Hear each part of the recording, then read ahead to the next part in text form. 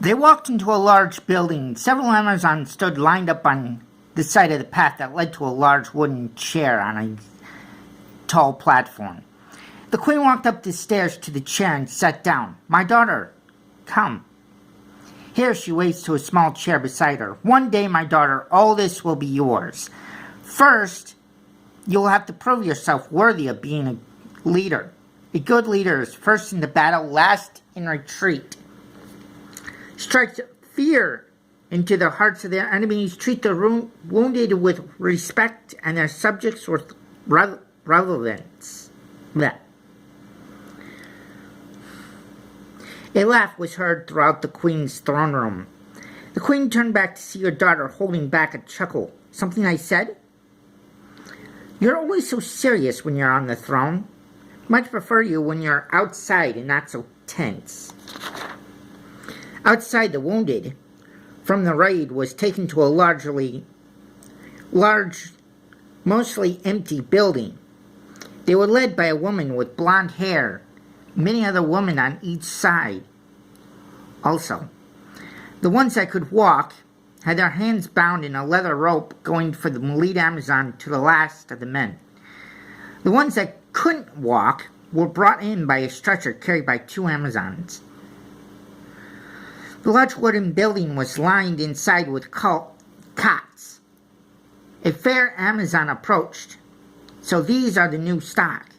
Are they for entertainment or pleasure?" The lead Amazon looked at her. Fire raced through her eyes. "These men," she said while holding back her anger. "These men," said more calmly, "are not for any pleasure. They were slavers. Treat the wounds and get them ready for the arena. We can get some real entertainment. I'm sick of all these bloodless fights."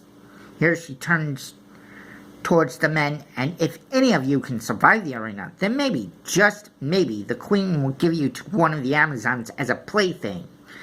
But for now, your lives hang by a thread. Step out of here without escort, and you will be shot. Need anything?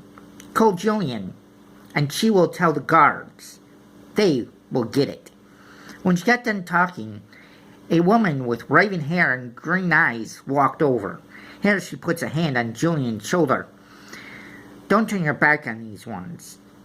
They're slavers. You don't need to worry about me. I'm tougher than I look." The Amazon turns and starts walking towards the door, pauses, touches her left shoulder, and says, "Don't I know it?" with a hint of a laugh. "What's that about? Did you two have a lover's quarrel?" said one of the men. With that, all men laughed, and some of the Amazons broke out into a smile. Smiles quickly faded when they saw Julian's eyes filled with anger. "Which one of you said that?" demanded Julian. At first, no one answered. "I said, which one?" she demanded again, more forcefully. "I did." One of the men finally spoke up. He was 5'6", not very